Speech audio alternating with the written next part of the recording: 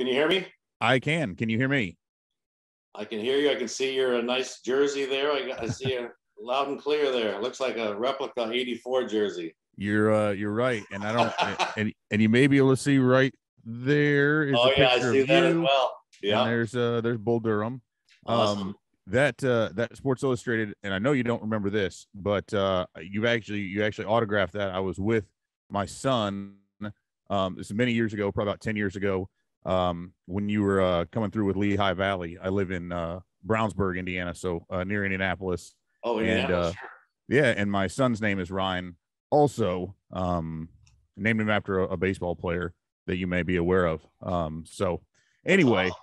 so I thought that was cool, and I was really excited about this, and I will actually ask a few questions. But I thought it was cool because it deals with Pepsi.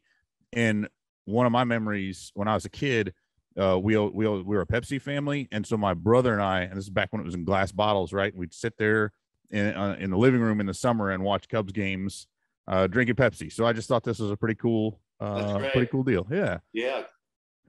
So yeah, let me just get to it. I know we're here talking about the Pepsi Cherry on Top sweepstakes, right? So fans are going to get a chance to win tickets to a couple of upcoming games, and somebody's actually going to get a chance even to watch one of those games with you. So could you share a little bit maybe about the sweepstakes, and then maybe how people can get that chance to watch a game with you?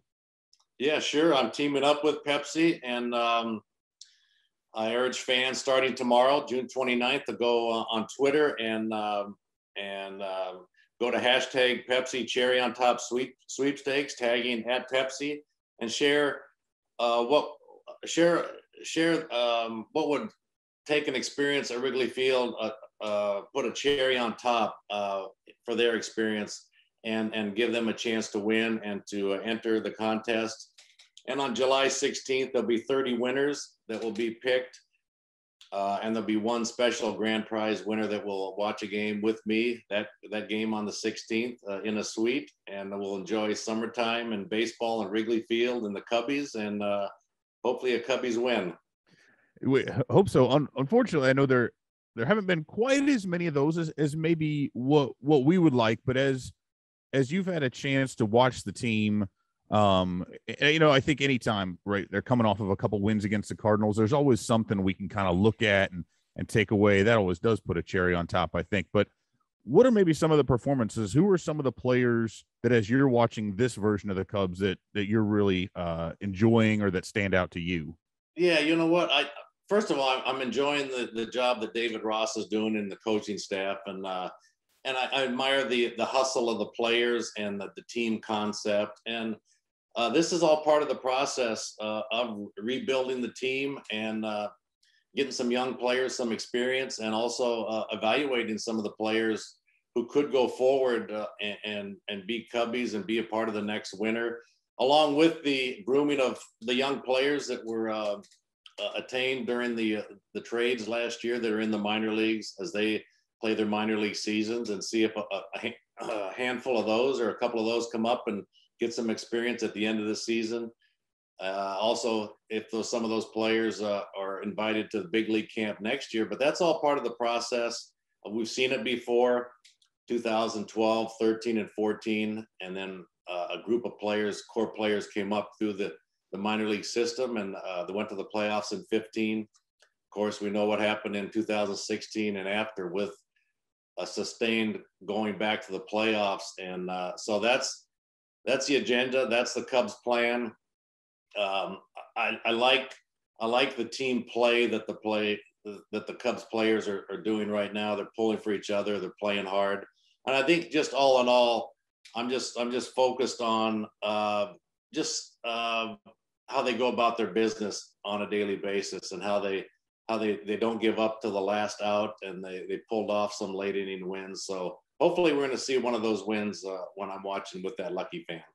Yeah, absolutely. And I know you personally were a part of especially early on, right? Obviously we talk about 1984, but it took a little while to build to that, right? And you are a shining example of a young player who was picked up in a trade. And I know your Cubs career didn't really get off to the best start, right? Had a little bit of difficulty there. What would you say and we could aim this at just about anybody, right? Again, I mentioned I have a son. He's 13. He's playing baseball, and you see a lot of kids at various ages. They could be all the way up through the majors who experience some of those struggles. And I know that's really difficult for young players to overcome. So what kind of advice would you have to a young player who is coming up at whatever their level and maybe isn't experiencing the success that they believe they're capable of? Yeah, you know what? For me, it was creating a routine that I'd go to the ballpark daily and I'd stick with that routine. And with that routine of a pregame, of whether it was taking ground balls, making the throws, the double play balls, throwing long for relay throws, getting my bunts down, working to opposite field with my early swings, opening up the field, but having a routine for me and sticking with it, tweaking it a little bit as I went along, but pretty much the same routine for the 17 years. When I would do that routine, I gained confidence and I knew I was ready to play the game. So I think that's what I needed to develop. And I developed in 82 and 83, being around veteran players like Bill Buckner and Larry Boa, and then Keith Moreland, Jody Davis, Leon Durham, Gary Matthews. These guys also helped me with that routine to make sure that I did it on a daily basis, and also give me some ideas what to work on in pregame. And when you practice like that, and you practice like a game, you've done all that you can do pregame. Now you go out, they play the national anthem, you run on the field, you go to the batter's box, and you play the game and you have fun. And some of those things kick in and fall into place naturally, because the game does go a little bit fast. But when you have a routine and you've done everything, now you're ready to go. So that's what I developed in those first couple of years. And then things clicked in 84, and I was surrounded by veteran players. We had some good pitching. We had the closer in Lee Smith. We had Sutcliffe. We had Bob Dernier as a leadoff hitter, Gary Matthews, and then across the board we had good defense. And then that was my first taste of a winning type of a team. I was by far the youngest on the team at that point in my career, and we only had a small window of 1 or 2 years with that club. So you know what the Cubs did in 13, 14, and 15, and then up until just a couple of years ago, to start with a group of young players to come up through the minor leagues and to play Cubs baseball and to play a certain way and then to win, then you have more of a sustained chance to go to the postseason each and every year. And that is the Cubs' goal.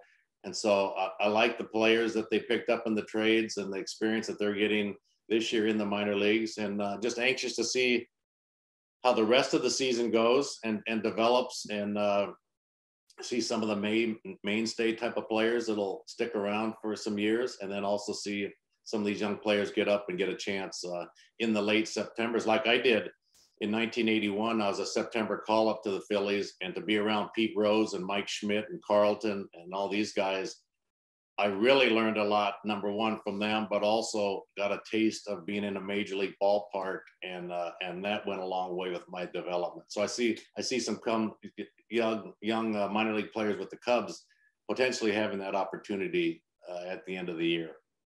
Absolutely. And if there's, obviously, and you talked about it a lot, and having the routine and being able to be around a lot of those older veterans. And then obviously eventually your career played out such that you were able to be that veteran and mentor some of the young guys. But if you could go back and start your career over again with all the knowledge that you were able to pick up, is there anything that you would choose to do differently, or is that part of it? You have to have that learning process and to kind of go through and pick those things up on your own. Is there anything you would have changed if you could do it over? You know what? No, I think I learned very quickly, and that allowed me to be the MVP in my third year in the major leagues.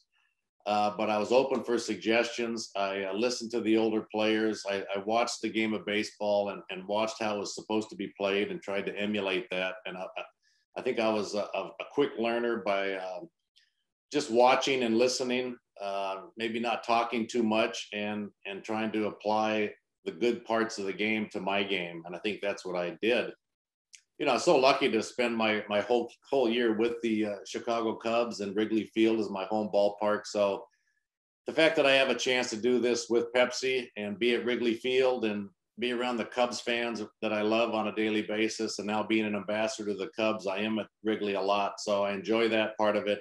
But I'm looking forward to this event with Pepsi, and to give some lucky winners a chance to win some tickets, but also for that one lucky winner to watch a game with me in a suite and enjoy Wrigley Field and Cubs baseball.